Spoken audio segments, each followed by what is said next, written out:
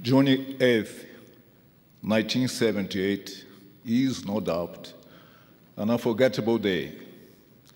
On this day, priesthood and temple blessings were extended to all worthy male members of the church. Memorable indeed, its impact affected the lives of uncountable multitudes, of millions who had a full knowledge of its meaning, and of many others who have not yet arrived, perhaps, to the knowledge of the full extent of its effects. On that date, the First Presidency announced to the whole world a new and special revelation of the Lord, which revelation was preceded by many prayers and much supplication for His divine direction. What a great change that revelation promoted in the lives of so many children of our Father in heaven, and among them, my humble family in the city of Rio de Janeiro, Brazil.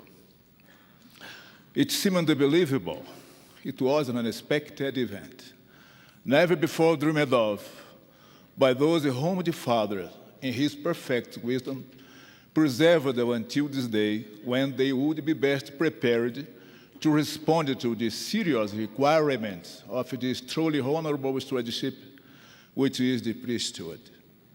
In spite of the relative knowledge acquired throughout the 6 years of membership in the true church of my first calling as a priesthood holder was not to serve as a general authority, or a mission president, or a bishop, or as a member of two stake presidencies. It was not to serve as an executive secretary in the stake and in the world.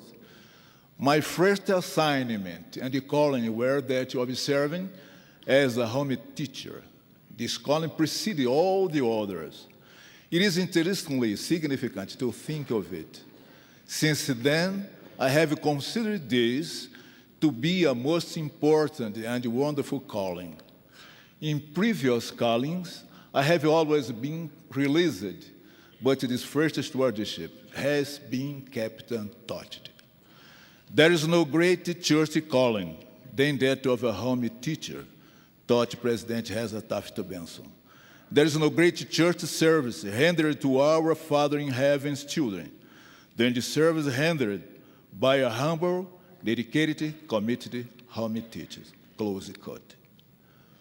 After His resurrection and before ascending to heaven, Jesus asked Simon Peter, "Simon, son of Jonas, lovest thou me more than this?" He said unto him, "Yea, Lord, thou knowest that I love thee." He said unto him, "Feed my sheep." The question was repeated 2 more times, and Peter answered in the same manner. And the Lord replied, "Feed my sheep." This is the work of the stewardship of the home teacher, to feed, to nourish, and quench the thirst of the sheep who are assigned to him as a shepherd. Nothing has been represented to have higher priority or more urgency in my ecclesiastical life, followed by the lives of my children, than the dedicated, loyal, and devoted fulfillment of this stewardship. It is worth noting the way the Lord prepares our spirit and mind without our realizing it to obtain this high level to understand. When we were still visiting the church as investigator, in the second week, we received a phone call from the branch president, Brother Antonio Landelino Barros, who asked if it were possible for him to come and visit us the following night. At the assigned hour, President Barros arrives accompanied by 2 men, all formally dressed. Before the family gathered in the living room, President Barros asked permission to offer a prayer. His words were simple, but an inspired supplication to the Lord, asking for the guidance of His Spirit and a special blessing upon the family, for us to understand the purpose of that visit and to benefit from it thereafter. Briefly, President Barros presented a discussion on the home teaching program and introduced his companions, Brothers Nelson Bezerra dos Santos and Alfredo Orlando Torres Lima, as our home teachers and from then on, our first and the most direct contact with the church. What a great experience, what a great opportunity and the privilege to serve. Those brothers were around our family during the whole time we lived in the branch area. President Marion J. Romney taught that the home teachers carry the heavy and the glorious responsibility of representing the Lord Jesus Christ in looking after the welfare of each church member. Every Sunday, those brothers received our family when we arrived at the chapel. They sat next to us during meeting. They taught us the hymns. They taught us about the standards of the kingdom. They called us to inform about the passing away of President Joseph Field Smith, and later about the calling of the new prophet, President Harold Billy. They were interested in the well-being and the progress of our family and their eventual needs. After our baptism, postponed for 2 months, and even after we had moved to the Tijuca ward, these dedicated home teachers and President Barros took turns during the following 3 months, approximately, in regular phone calls to know if our family was well adjusted in the new world, if everything was all right, if any help was needed, etc. In spite of the change of residence, the home teachers did not feel totally released of their duties of taking care and giving attention to our family. Even being sure we had a new shepherd, they continued as our brothers in Christ. What a magnificent attitude. They no longer had the assignment, but they kept the Christian interest. What an extraordinary bond was established. Almost 23 years have passed since then. Many other home teachers' companions have succeeded those first ones.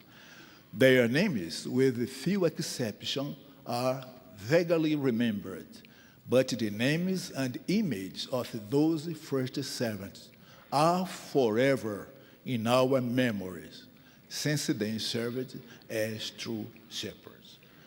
The most worthy calling in life is that in which man can serve best his fellow man, taught President David O. McKay. Those brothers were, in fact, guardians, keepers, and very supportive. It is also worth mentioning that they fulfilled their stewardship with happy countenance, which reflect our happy state of spirit. It seemed as if it were an honor and a privilege for them to serve so. They seemed to understand the duties of the eldest and the youngest alike, as it was taught by Apostle Peter. Feed the flock of God which is among you. Take the oversight thereof, not by constraint, but willingly, not for filthy lucre, but of a ready mind. The example of those dedicated brothers served as the foundation for the future conduct of a new priesthood holder.